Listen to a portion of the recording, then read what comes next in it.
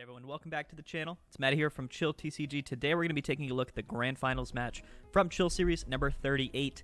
427 players, I believe, this past Wednesday. Just wrapped up yesterday. Today we got Jordan Stoddard, Hottie Babe, as you can see it up there in the top left. He's playing against Shintaro Ito, who is Audino 0821. So Jacob versus Shintaro. Shintaro, I believe, is playing kind of an ADP toolbox list.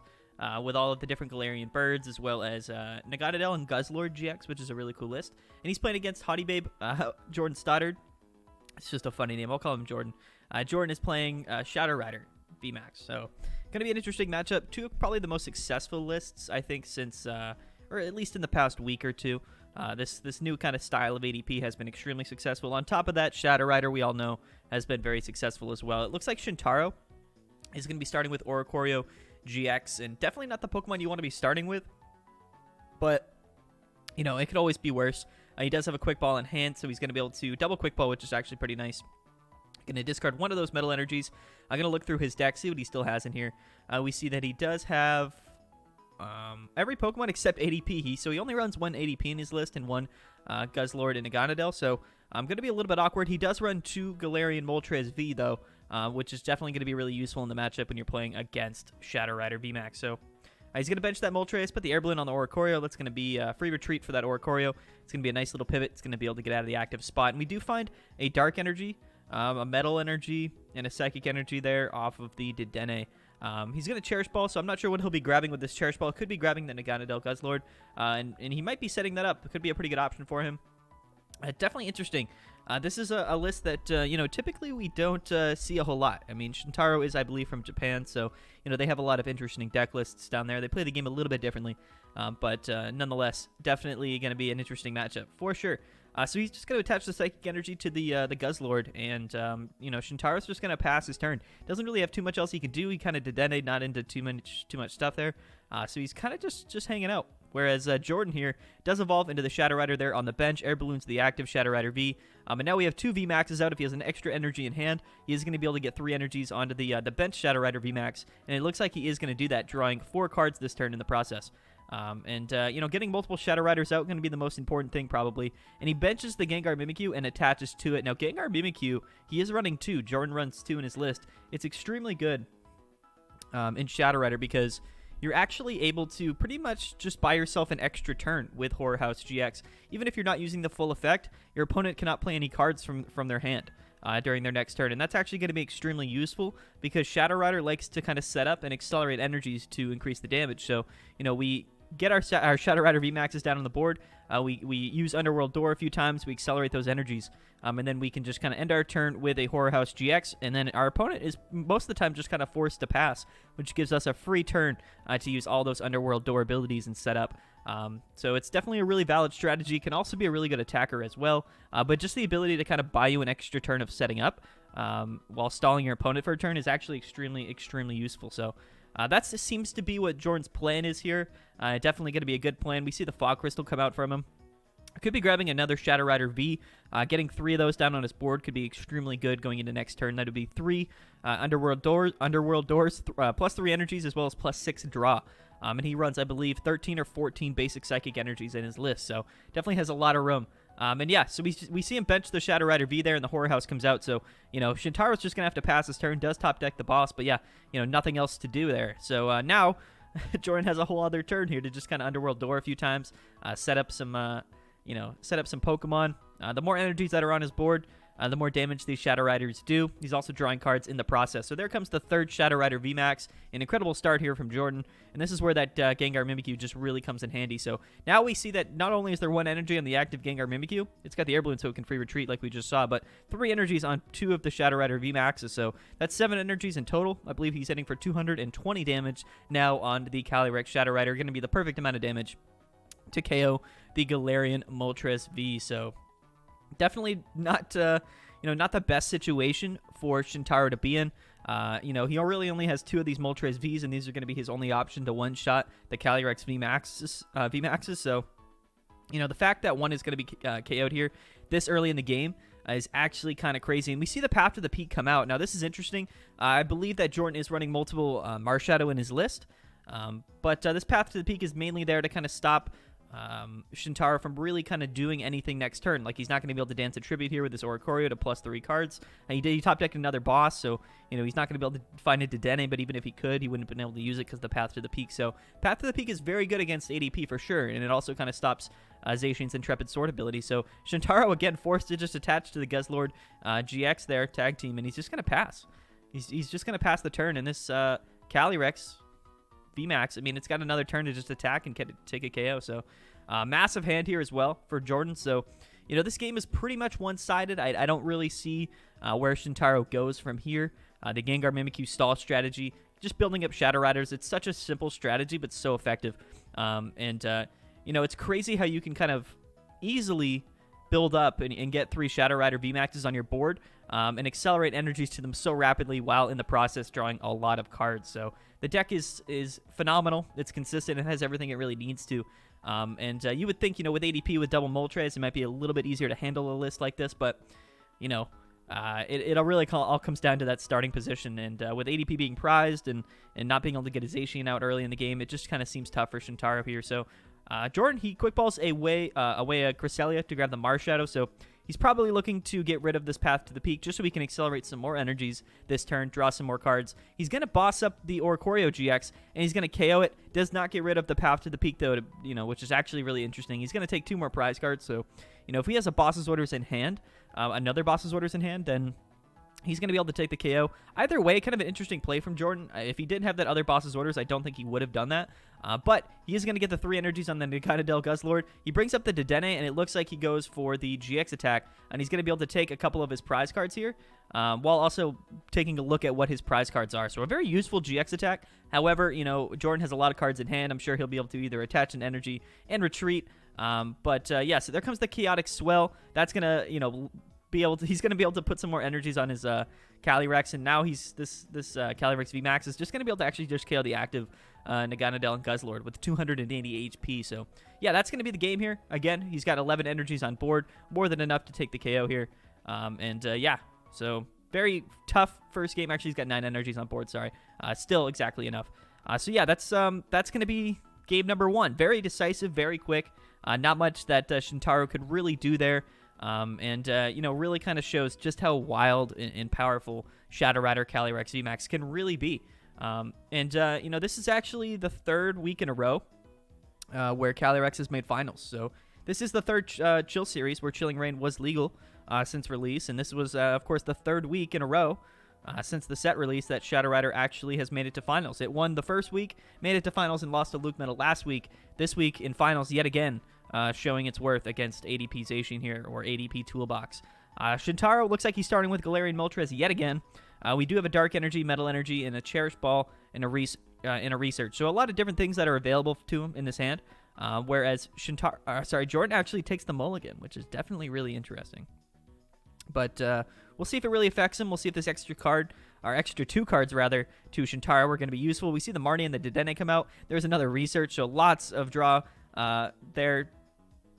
Lots of card draw. Honestly, maybe a little bit too much, right? I mean, if we end up researching or Dedenning, that's going to be too much. It's going to be, we're going to have to discard some stuff in the process. So turn 1 Mawile comes out. We do find the Shadow Rider V. It's actually really not doing anything. It is what it is. He's just going to attach the metal to Galarian Moltres, and he's going to Dedenne away this hand, so he gets rid of Dark Energy, Double Research, Marnie, Metal Saucer, all that good stuff. Does find the second Galarian Moltres, though, and we're going to be able to Dire Flame Wing. This is actually a pretty good situation to be in if you are Shintaro, because we have 2 energies on the Moltres on our first turn. We're going to attach the Air Balloon to Dedenne, make that our free retreat pivot. We have the Dark Energy in hand, so next turn we're going to be able to take the KO on something that is on Jordan's board, because of course all of these attackers that he has are weak to dark. So that is really the only downside to his list, but realistically it's probably not that big of an issue. He's not running Zapdos in his list either, so kind of crazy to think about that. Zapdos seems to be a little bit less and less relevant in Shadow Rider with less Eternatus and less Dark decks. I'm really seeing a whole lot of success, which again, is just something to kind of keep in mind going forward. We see the Fog Crystal come out for Jordan. He could just be grabbing another Calyrex. He could be grabbing an energy so he can Horror House this turn. I think that what he probably wants to do is both, right? He would like to Horror House most definitely to end this turn here, but he would also like to get multiple Shadow Riders down to begin kind of accelerating energies. So there is the second Fog Crystal, which is perfect. So, he could grab a third Shadow Rider V, and he actually does. So I assume he has the energy in hand as well. He does there. So this is actually a pretty good setup. He's going to be able to buy himself a turn, and he's going to be able to go into 3 Shadow Riders VMAX's next turn. So we're going to see the Dedenne. He gets rid of 1 Psychic Energy. Not much he can really do with it. And I believe he's looking for 1 Shadow Rider VMAX because, of course, 1 was played the turn prior. Shadow Rider V, that is. So he's going to be able to evolve into 1 VMAX, and that's a +1 energy this turn. Next turn, it'll be technically +4 if he has the energies as well as the other 2 VMAXs to set up. So I don't know if so 2 + 4, which is 6, so that's only 190 damage. He's actually not going to be able to KO this Moltres no matter what. So this Moltres next turn, even if, so he sees the Horror House GX, so this Moltres isn't going to be able to attack this turn. There's not a Dark Energy in his discard, so he's just going to pass the turn. It's going to be really difficult for Jordan to actually get a KO this turn on the Moltres, and I don't think he actually can. Unless it would be with that Gengar Mimikyu. So he's going to accelerate some energies. He's going to try to set up his Shadow Rider VMAXs, but, unfortunately, he's not going to be able to KO the Moltres, so something is going to go down here. Something is going to go down. He could retreat potentially into the Dedenne and kind of feed him that Dedenne-GX, but it looks like he's just going to kind of attach to the Gengar Mimikyu, and he's going to attack the Moltres, and he's going to Marnie him to 4 cards, which is interesting. So this Gengar Mimikyu will be getting KO'd, most definitely. I don't think there's anything else that can really happen here. But a little bit of chip damage could go a long way. I mean, even that 50 damage that we're looking at now from just the 1 Metal Saucer in Shintaro's hand might be enough to where the Shadow Riders can actually finish it off next turn, having 5 energies on board.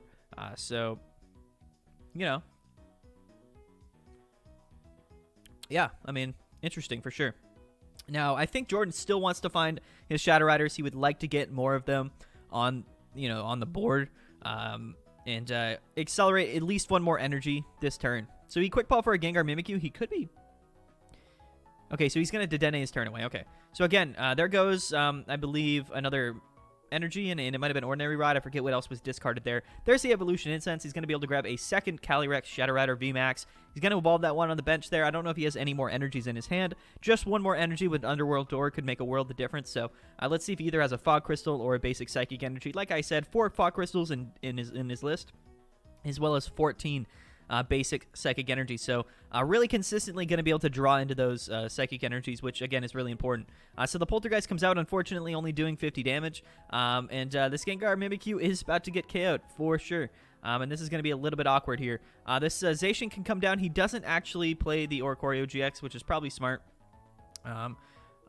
He takes 30 damage after the attack, actually, so I forgot that the Moltres attack did that. So, Jordan is going to be able to take he has the capability to KO this Moltres here. He just needs to accelerate, I think, 4 energies this turn, that should do it. Yeah, so if he can get 4 more energies on his board, he should be in a pretty decent situation. He's used both of his Dedenne-GXs. He doesn't have any more in his list, but he's going to research. So he's got 2 of those, or 4 Psychic Energies in his discard pile, 1 on his list, so he has 9, I believe, left to utilize. So there comes the 3rd Shadow Rider VMAX. He's going to Underworld Door here. He's going to start building up that bench Shadow Rider with the energies already. Here comes the 2nd Underworld Door.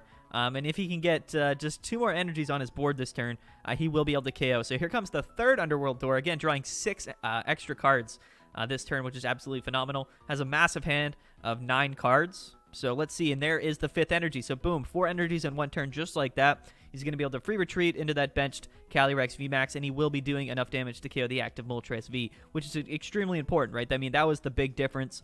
If he missed out on just 1 energy this turn, he wouldn't have been able to KO the Moltres, and that would have been another KO potentially for him, for Shintaro, who has Boss's Orders in hand.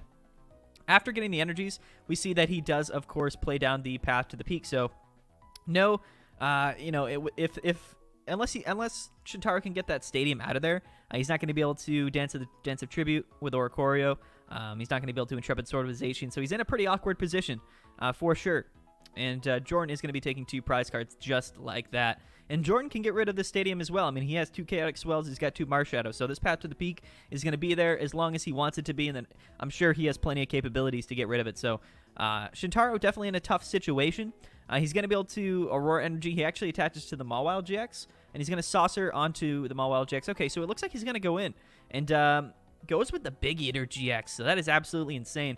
And he's going to reveal his hand. And then all of those supporter cards are going to be discarded. So that looks like a Marnie and a boss that got discarded.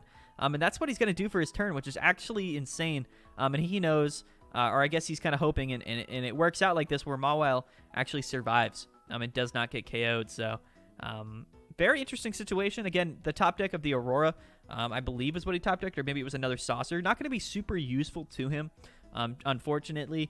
Just not much that Shintaro can really do. His deck list just has not been drawing incredibly properly this best of 3 set. Of course, down 1 in grand finals of Chill Series number 38.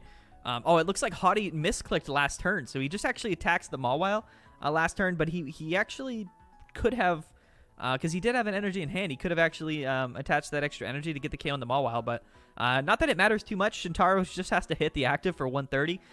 Definitely not super ideal, but there is 2 energies on the Zacian, so if we top deck a Chaotic Swell or an energy, this Zacian with boss's orders in hand is going to actually be able to KO this Calyrex VMAX here to take the game. So let's see if Shintaro is able to top deck out of this. Here comes the Ordinary Rod. He's going to shuffle a couple of those energies back into his deck. Does not choose to shuffle Pokemon back in, which I believe is probably fine. Yeah, so Shintaro here just needs to top deck. This Mawile is going to go down. Unfortunately, just 1 energy short to being able to KO here with the Zacian. And he cannot use the Crobat because Path to the Peak is in the active. So he brings up the Dedenne, the free pivot. What's the top deck? It's a Switch. So unfortunately, yeah, he just doesn't really have an out. I guess what he can do is just boss up a Dedenne and hope for it to, hope for it to not get KO'd here. Brings up the Moltres, hoping that it can potentially live. Here comes the Chaotic Swell, and it looks like Audino here, or Haughty, my bad. Jordan, he's going to be able to Underworld Door, and that's going to be enough at this point. He's already got, okay, so 8 energies is more than enough. He's going to be able to KO this active Moltres, and wow, just like that, a decisive 2-0 victory for Jordan, and that's going to be a very swift, very quick 2-game set in grand finals of Chill Series number 38. Really crazy. I mean, Shadow Rider is really, really good. Shintaro's a great player. His list is really good. I think he just kind of drew pretty poorly that game. Definitely a one-sided set, but you know what? It happens like that sometimes. So, you know what? Big shout out to both players. Big shout out to both players. Congrats on both of them for making finals. Congrats to Jake. Yeah, thank you guys so much for watching. I've been Matty from Chill TCG. Don't forget to register for Chill Series tournaments every week. And, yeah, I'm going to get out of here, guys. Thank you so much for watching. We'll see you guys next time. You guys have a good one. Subscribe, like the video, all that good stuff. We'll see you guys next week. Have a good one.